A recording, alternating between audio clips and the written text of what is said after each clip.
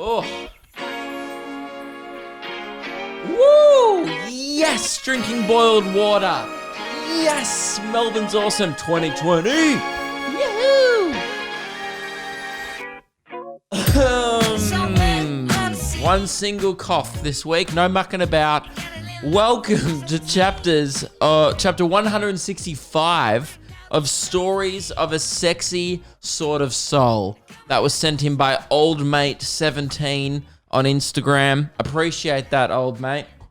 Clearly, old mate doesn't find me physically appealing, but I kind of agree. I think most of my sexiness comes from within, and that's what's really important about life, isn't it? If you're just sexy on a surface level, people aren't going to get to know the true you. That's why there's so many goddamn people out there on reality TV shows that actually don't have the word personality in their vocabulary because they've never had to work for one. But yet there's these bloody 6s and 7s, like most of us grubs that listen to this podcast, I reckon there'd be so many fucking 4 to 8s listening to this. If I don't think I've ever had a 10 message me, guy or girl. I actually think none of you guys are hot. But that's, I guess you are what you put out. Because all the hot people listen to like health and well-being podcasts, like they go in the lifestyle section of the podcast charts, start having a scroll until they find one about, look, this is how to fucking do a juice cleanse. I honestly don't even know what hot people do. That's insane. I just realized that then. What do hot people like do as entertainment or watch or consume? Other than like fruit and smoothies, what do they do? I wonder what hot people are doing right now. Think about that. It's like this. Think about your typical hot person in lockdown. Are they just like on a yoga mat doing crunches? Are they posting on their Instagram story? Who knows? I don't know. But anyway, us unhotties here listening to a podcast, watching a podcast. And I by the way, I do apologize if you are sincerely hot and you're here, then I actually apologize, but you're just an outlier in my general demographic. My general demographic would have to be exclusively average. And that's fine. I think that's better, because otherwise this podcast would suck. Imagine if it was just hot people sending me their unpopular opinions or contacting me.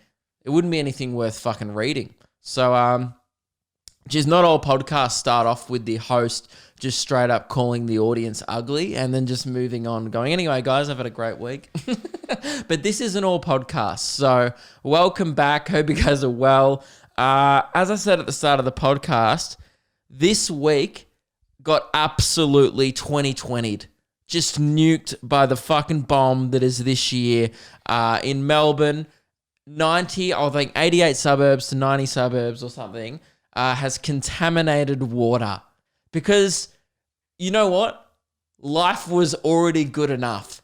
Then life was like, you know what? Let's make it a little bit better. And now you have to boil your water. Dude, here's the thing. They were like, boil your water for everything. For drinking, for brushing your teeth. I'm boiling it for drinking. I'm not boiling it for brushing my teeth, okay? Who swallows the water that they brush the teeth with? I will risk pooing myself just for that slight inconvenience. I'm not using previously boiled water. In this water bottle right here, it's just water that was boiled. And be honest, it tastes like shit, to be real with you all. It's average. It tastes like I'm in Adelaide or Perth. Your water stinks. And now I realize I think your government just boiled the water and then put it in your taps because it tastes like Adelaide's drinking water. It's fucked up. So it's bad, man. Meg, she hasn't been drinking as much water lately. Like, she's like, oh, I've got a massive headache.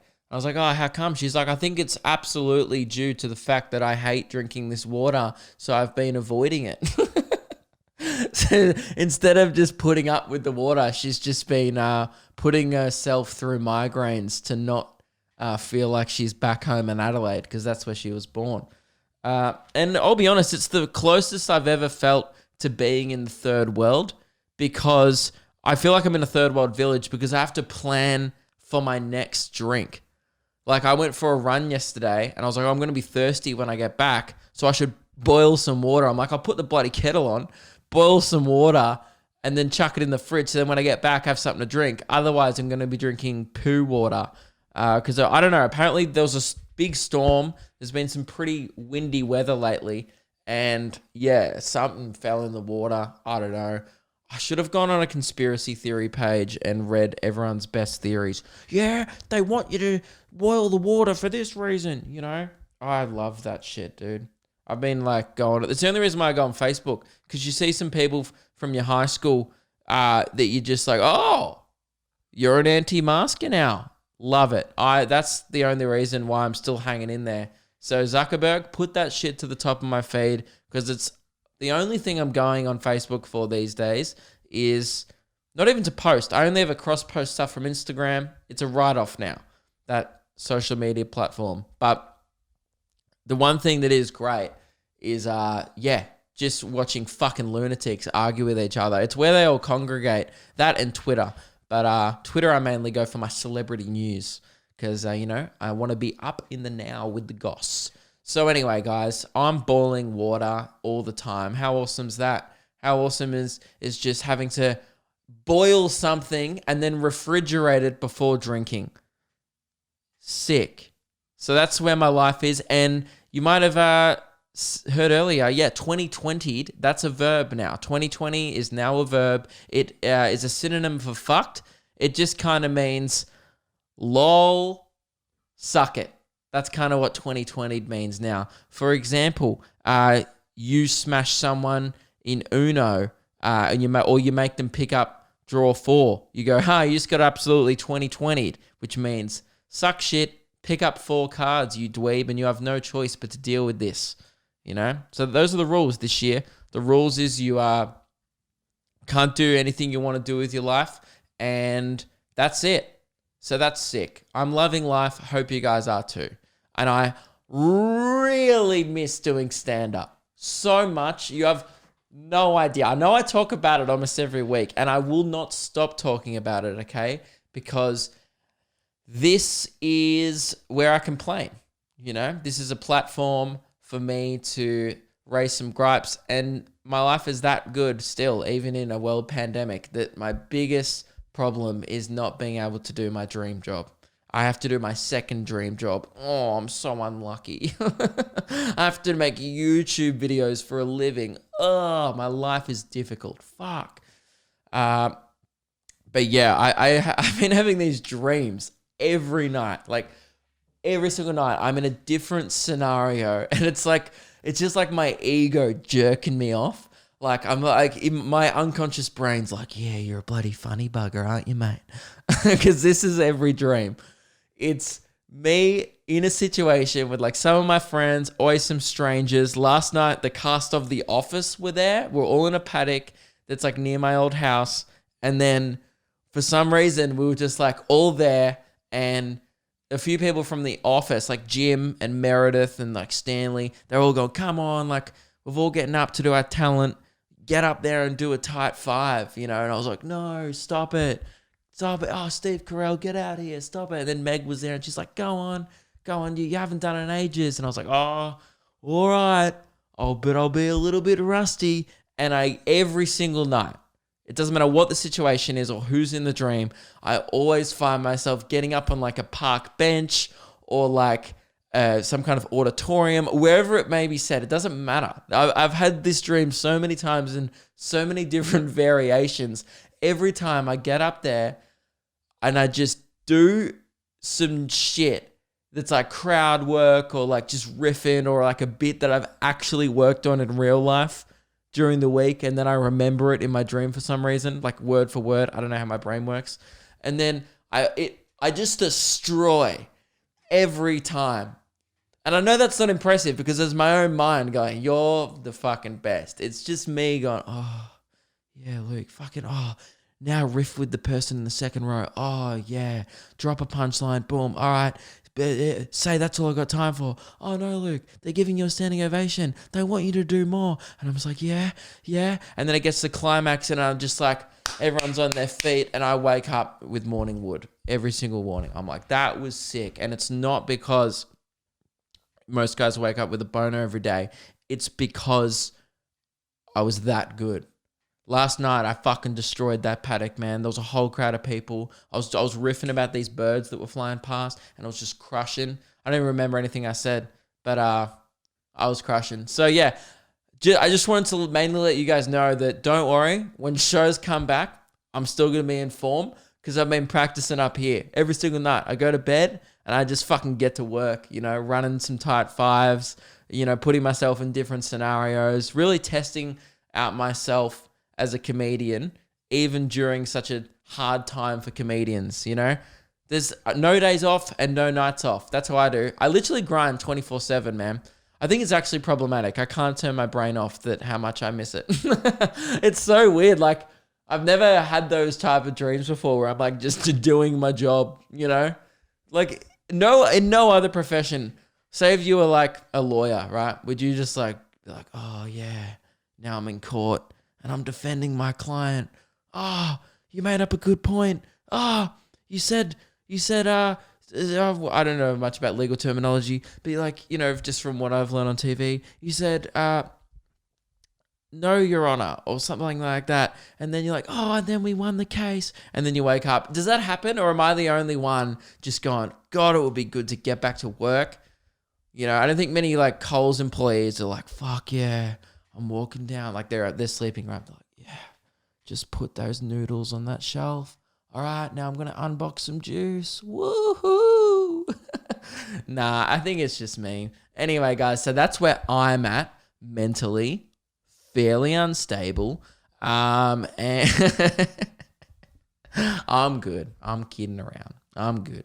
No, I don't need people to go, Luke, are you okay? Clearly not. But yeah, I fucking miss stand-up so much. It's, I think it's because like all my friends from New South Wales, like Frenchie's doing shows again, Neil's been doing shows again, Rory in Perth. I just saw this comedians like up on stage again, and it makes me sad and jealous. And it was going to be such a big year. Oh, I know I keep talking about this. I had a UK tour booked in. It was already booked. I was going to like 5 places in the UK. It was going to be the first ever international. I had New Zealand on the cards. I had, obviously Australia was already announced. We'd already done the regional tour. I had literally was organizing some stuff in like Kuala Lumpur and like Thailand and all this stuff to do shows with these like comedy clubs over there. It was going to be such a fucking sick year. And now I'm dreaming about crushing in a paddock near my old house to the cast of The Office. So I guess it's not exactly how my year didn't pan out exactly as I'd wanted it to. And now I'm boiling my water before I drink it. I feel like if things really took a turn. And my hair's super long. If you're an audio listener, you're probably getting some like long hair vibes, It's a bit of a grubby look at me. I think I'm just going to keep growing it out because I can't go get a haircut. And quite frankly, I don't trust Meg. Or myself. So I'm just going to let it go. But the problem with my hair is it grows up and out, not down in like a cool surfer way. It's more of like a Guy Sebastian if he had, if he didn't, more like, I don't think it'll grow full afro. It'll just grow kind of like a cube. I end up looking like a Lego man a bit. So I'm not that happy with the current length, but what can you do? I was running the other day, and you know how like often you'll catch yourself in a reflection and you'll be like, oh, who's that guy? Oh, I don't like the look of that today. And you're like, oh man, I need to get my fucking life together. That's happened to everyone where they've caught themselves in a reflection and they maybe haven't liked what they've seen. Dude, I caught my shadow when I was running. I was running and I caught myself in my shadow. I looked across and the sun was like over here and I could see my shadow. And I was like, who the fuck's that guy? And what's up with his shit haircut? And then I was like, oh, that guy's me. And then that's when you truly hit rock bottom, is when you see your silhouette and go, Jesus. You see yourself in your like, you just see the shape, the outline of you, and you're like, God damn, what happened? Fuck. So yeah, I'm good. I hope you guys are good. It was pretty funny, but I was running along. It actually made me laugh out loud. I would have looked like a crazy person. I was running along, looked at my shadow, and I audibly went, "Oh." And then and then I was like, "Oh, that's me." And then I started pissing myself laughing. I was like, "Luke, you've got shit to work on, all right?" I was gonna go home. I was gonna do a short running route, and I was like, "I'm just gonna keep going, and maybe get a haircut." It was mainly my hair. It wasn't like I saw my physique. It was mainly just like my hair was like all over the shop that day. I hadn't had a shower, so my hair was just bed hair, and I just left the house, because that's the least of your problems when you're out there.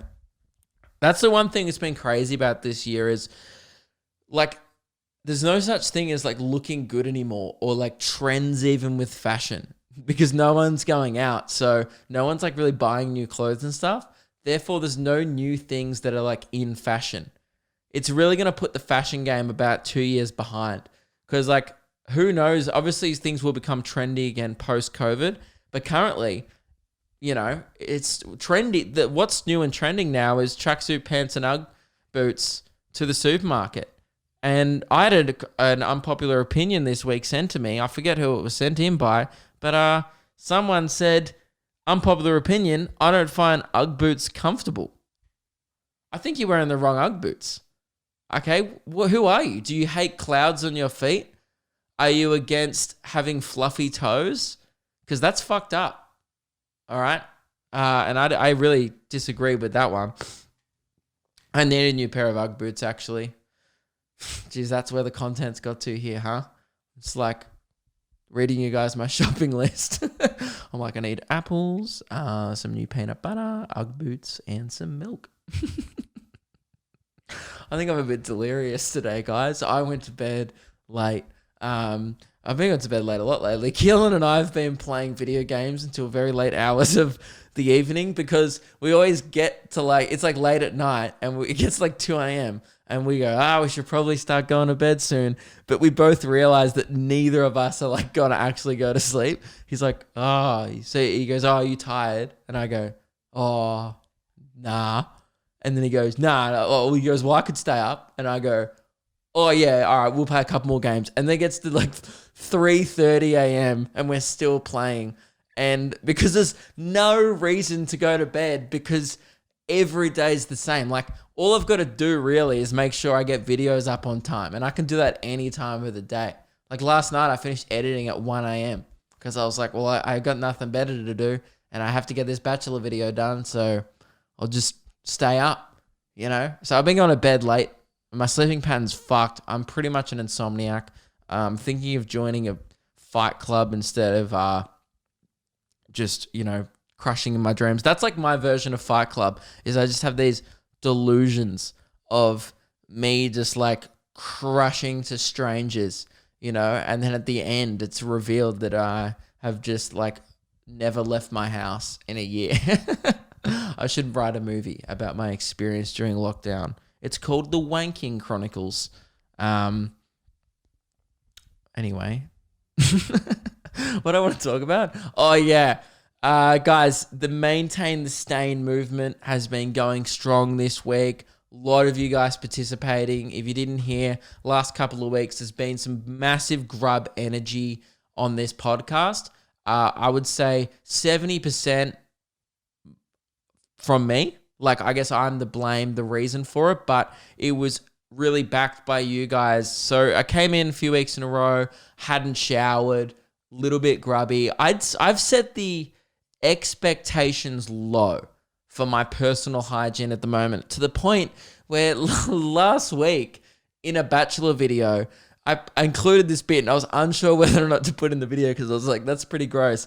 I just like realized halfway through filming one of the Bachelor videos, I'm like, I just go to Meg, I was like, oh my God, I haven't showered in 2 days. And then Meg goes, yeah, I wasn't going to tell you. And I was like, oh, do I smell? And then she just goes, you've got a bit of a stanky cock. And I put it in the video and I was expecting a lot of people to be like, yuck, what the fuck, Luke? Like, but there was really no comments regarding the stanky dick situation. People are like commenting about the rest of the video. And I was like, have I really set the bar that low where I just admit on camera that I have a stanky dick and people just like go, yeah, checks out, that tracks. Look at him. I saw his shadow the other day. It was fucked. You know, when I was running the other day, I looked across at my shadow and I was like, that shadow's got a stanky dick. And I was just like, God damn, I need to change myself. You know, I need to fix that because it like, I would have preferred people to be like, man, dude, like what's up with your stanky dick? That's surprising for you, Luke. You don't seem like someone with stanky genitalia, but apparently people just watch that and were just like, yeah, checks out. So that's awesome. But maybe looking on a deeper level, maybe it was just relatable. You know, maybe people were gonna comment something and then realize, you know, had a whiff of their own dacks and realize they weren't in a place to be commenting or judging. I think there's a lot of that going around at the moment. You know, even if you're in a place that is not like Victoria and you're not that strict on the COVID rules at the moment, I feel like there's still a bit of stanky junk floating around the cities, you know, in Australia and in the world right now. I feel like 2020, there's obviously been a rise in COVID cases, but I would say an equal rise in ball sweat and maybe even vagina sweat. And I don't want to get graphic, but no girls commented any negative stuff about my stanky dick either, because maybe they were sitting there going, well, fuck, my flaps fucking reek, so I can't talk. And maybe I guess it was just a good continuation of the grub movement, where we've entered it. It started off with stains on the top, and now I'm covering the big issues like ball sweat. And maybe next week, I might even, I don't know what's grosser than that, arse sweat? I don't know. Who knows what this lockdown will bring out of me content-wise, but hopefully, no bum body odor talk. That's not good. So I just wanted to say I didn't really know how to react to that, because part of me was like, well, that's great that I've normalized dick sweat on my channel because no one seemed to care. But also, is that a good thing? Probably not. So yeah, I guess that one went out to everyone out there with stanky nuts and whiffy flaps. So you're welcome. What was I going to say? Yeah, so this maintain the stave movement. Staying, yep. Hang on, I just need to put a battery on charge. Sorry, I know I'm not going to cut this out. Reese, leave it in. Right? I just feel like my camera battery is going to die soon, and I want to back up. And I want people to know the efforts that I go to keep this show running, which occasionally involves getting up, walking 2 paces, and putting in a battery. Now, this movement's been going great, and I've heard a lot of grub stories get sent into me now, and people are it's almost like a safe place now for grubs on this podcast. It's a safe space where people can come. Maybe you have a couple of days of not showering. Maybe they got a red wine stain on their shirt and they just couldn't be bothered to get the nappy sand out.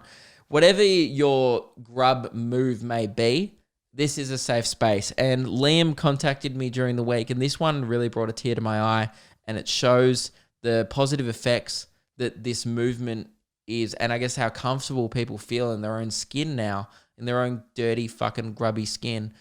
Liam said, I went to Subway yesterday wearing trackies, a jumper with stains on them, and fake Kmart Ugg boots. The worker made me exactly what I wanted without me asking, because I get the same thing every time. Oh, that sounds like my dream lunchtime. Walking into Subway, them going just the usual, and then them just throwing on a chicken fillet, lettuce, cheese, tomato, and a bit of mayo, and I walk out of there with a plain fucking sandwich. I don't want olives. I don't want any other of this nonsense. Just give me chicken fillet and a little bit of fucking salad, and I'll be on my way. Thank you very much. Right, then Liam goes, then I scanned my loyalty card and got $6 off. Yes, that brings a tear to my eye. I should also add, I hadn't showered for 2 days. Keep doing us proud, Liam. That's the kind of stuff we want to see on this new grub movement. Hashtag maintain the stain. Now, before we move on, last week I did make a big call. I said, guys, we need to get bibs made. Just bibs that say maintain the stain to encourage spills.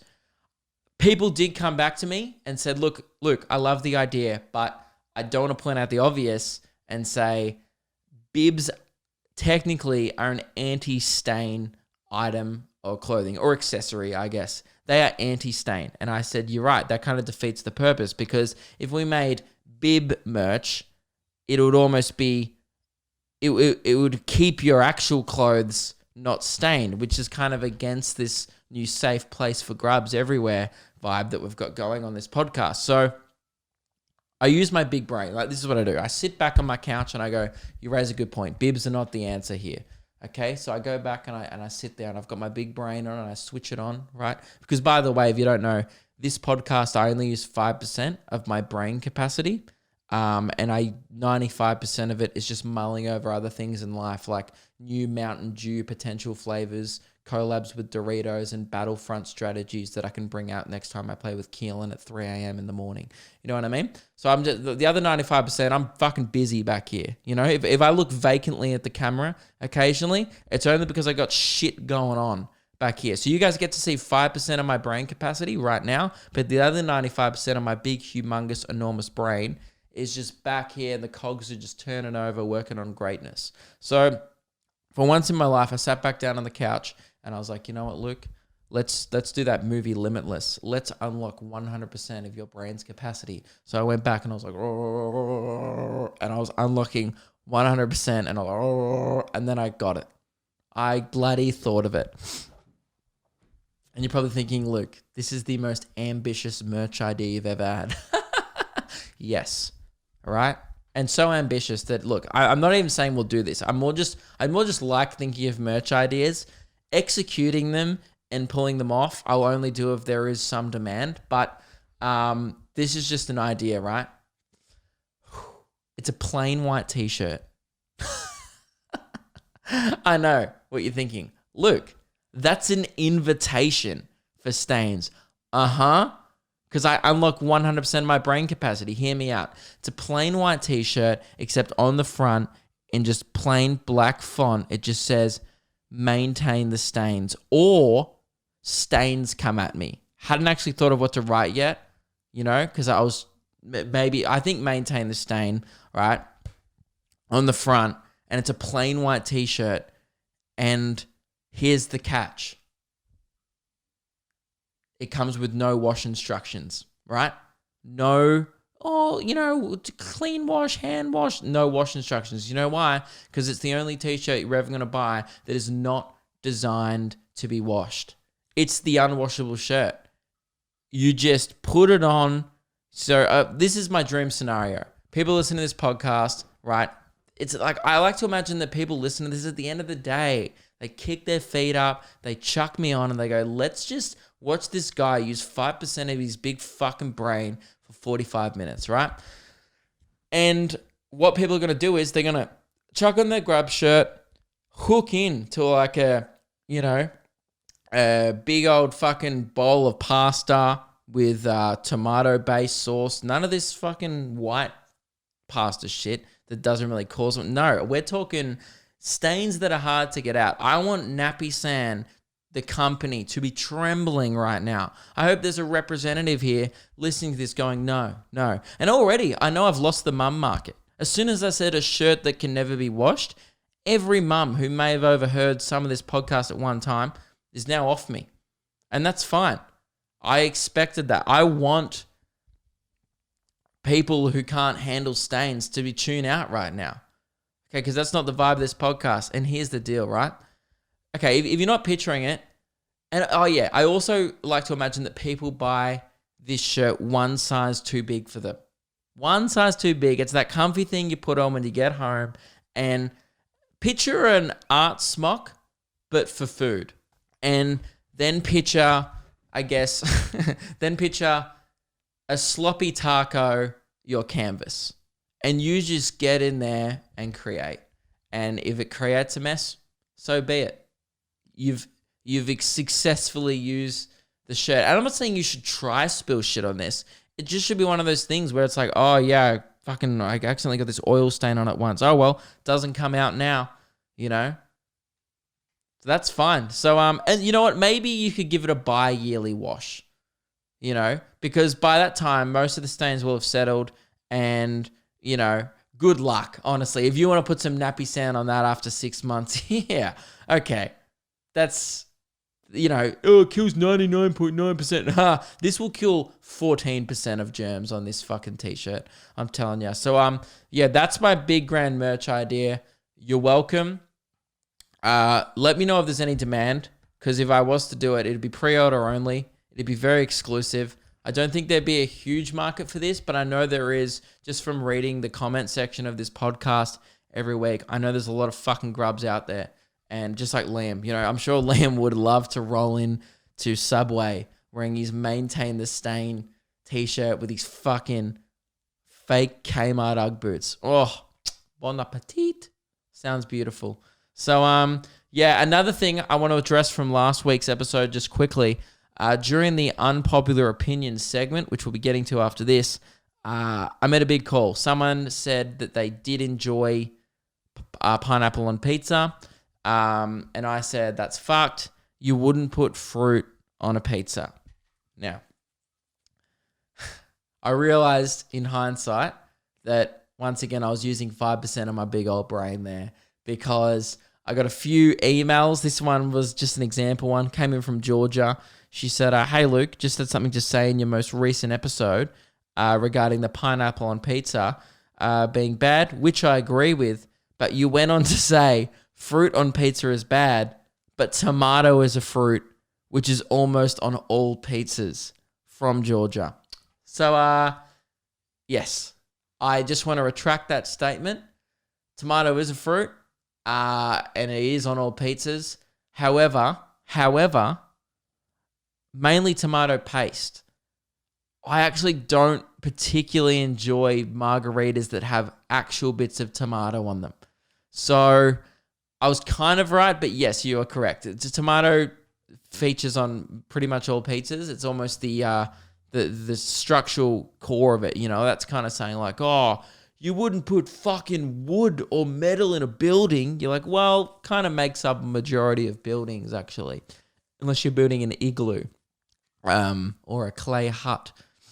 But even still, you might have a wooden frame. So anyway, guys, I retract that statement. It was a bit silly of me, but I kind of still back what I said about the pineapple on pizzas. All right, it's filth. Get out of here. Now, let's do some unpopular opinions. This is, oh man, it tastes like Adelaide. This segment is just where people email me in their controversial thoughts and we just read them out.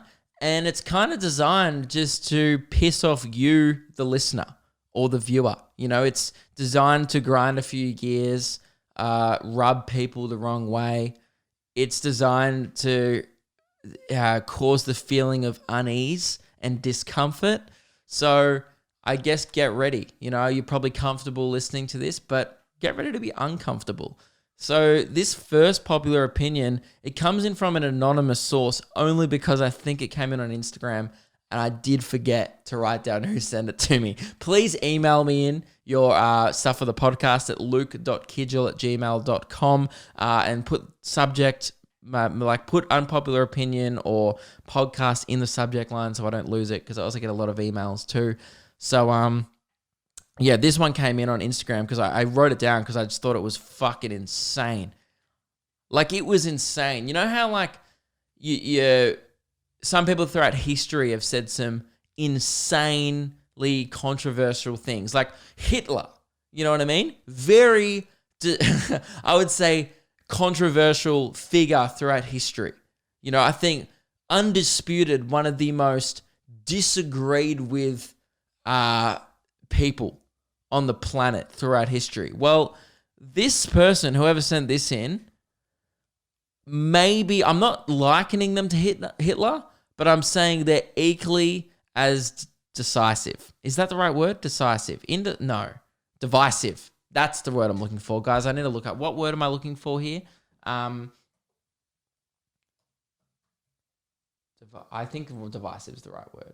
You know what, guys? I don't care. I'm not going to look that up. So, what was I saying?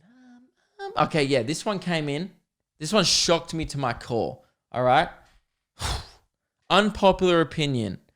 David Attenborough is entirely overrated and his voice is really annoying.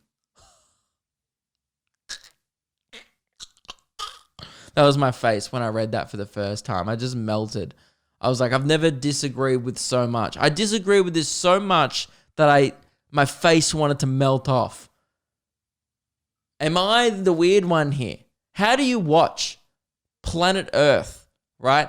And him just narrating some beautiful, like, alpacas humping in Greenland or some shit, you know what I mean? Or it's just like some wild birds migrating. And you hear that soulful tone of, and then the albatross migrate to the east or whatever, you know? How do you sit there and go, ugh, this guy's fucking annoying, the way he's so knowledgeable and... What? You listen to my podcast. I have a way more annoying voice than David Attenborough, okay? Best voices on earth. David Attenborough, Morgan Freeman, and that's it. That's actually it. Oh, and the guy who plays Alfred in Batman, Michael Caine. He's kind of, he's got like a funny British voice, you know? It's good. That's crazy, man. So yeah, that kind of just shows you the level of, I guess, people are willing to take this segment. You know, this segment was supposed to be fun. And when I read that, I was like, okay, I feel like this segment's gone too far. I'm happy for you to talk shit about pizzas, all right? John Denver last week, few people had a dig at him. But David Attenborough, Sir David Attenborough, that's not cool. Okay, but you know what? That's what this segment's all about, I guess. Fucking hell, I feel like that hasn't split the room. That's just made 100% of everyone, their whole population. You could say that to a person that's never fucking heard of David Attenborough and they'd be like, hey, come on, seems like a nice guy. This one came in from Cody, less controversial, but this one I kind of agree with. Fruity flavored milk, example, strawberry and banana, are superior to chalky milk. Don't at me. I love me a chalky milk, you know. I feel like you're not a true Australian if you don't fucking froth a Big M or, you know, get a Nesquik up you. But yeah, I wouldn't say they're better or superior, but I would say no one's knocking strawberry or banana. I think people can agree they're all great flavors, but at the end of the day, if you had to pick, chalky milk probably would take the cake. But as a man who is a massive fan of Blue Heaven milkshakes, I personally prefer them, and that maybe that's controversial. I think that's a cross between vanilla and raspberry. So yeah, that's kind of where my take is. Maybe that's controversial. The Blue Heaven is the best, but yeah, man, I guess few people will be pretty steamed off at even just the mention of chalky milk in this segment. This one came in from Amelia. And before I read this, I want to say that I've never agreed with anything more in my life. I felt like she was reading my brain when she sent this in. Hey, Luke, don't know how unpopular this opinion is on the mainland. However, here in Tassie, it would be a sin to say this. And you know what, Amelia? I think it's going to be equally as unpopular on the mainland, but I'm going to fucking stand with you on this journey. All right, I'm not afraid. I've dissed Cursor. I said Milo was a 7 out of 10. I can't stoop any more lower. I'm already probably the most hated man in Australian food hot takes. I might as well just rub the fucking salt in the wound. She said, Krispy Kreme donuts are overrated. They always taste only okay, and they are not worth the fuss. I would much prefer a fresh cinnamon donut from Wendy's any day. You're preaching the choir. To the choir? Whatever, Amelia. Unbelievable. Unbelievable take. Fully support it. And anyone who says that Krispy Kreme donuts are the best haven't tried a cinnamon donut from Woolies. It's like fancy cake shops. They're like, oh, it's $50 for a cake. You're like, bruh, Woolies are doing them for $4 and they shit on yours.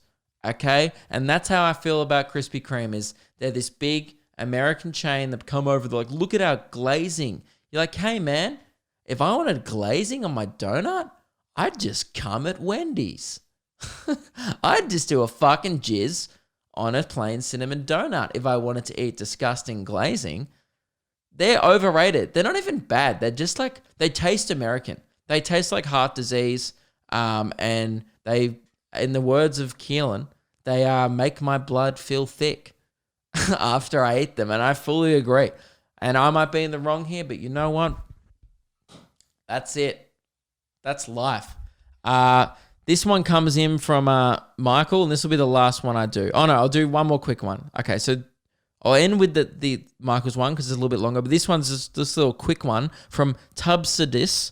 2 or 3 Wheat Bix is not enough for anyone. I don't think that's controversial at all. I think most people would agree with that. If you don't do 5 or above, fucking pack your bags and go to the airport, all right? Because you need to get the fuck out of here. Simple as that. 4, fair enough, 4. 4 is like if you're a beta, but you enjoy Wheat Bix. 5 is for anyone who wants to have a high fiber start to the day and respects themselves. 5 and above. I personally do 7 because I ain't no bitch. My mum didn't raise a fucking coward. So I put 7 in. And clearly Tim Cahill and Brett Lee's mum didn't raise no cowards either. 10 and 9. Pretty impressive. But yeah, this one comes in from Michael. Dear Luke, very formal. Love that. Keep that energy going. As you advised us, the listeners, during episode 163, I'm sharing an unpopular opinion. I got into Kiss and rock music in general in 2008 when I was 9. So that means you were born in 99, which means you are 21 now. Cool. This is a pretty controversial opinion for a 21-year-old. They remain my favorite band. That's the controversial opinion. Kiss are Michael's favorite band. And he goes on to back it up. See, often people just send in the opinion and no reasoning behind it. But he's gone, the myths that surround Kiss. And by the way, Michael, I don't think anyone's really shitting on Kiss too much anymore because no one really cares. But I'm happy for you to defend this because I like people that get very defensive for no reason because I'm one of those people. I'm like, what?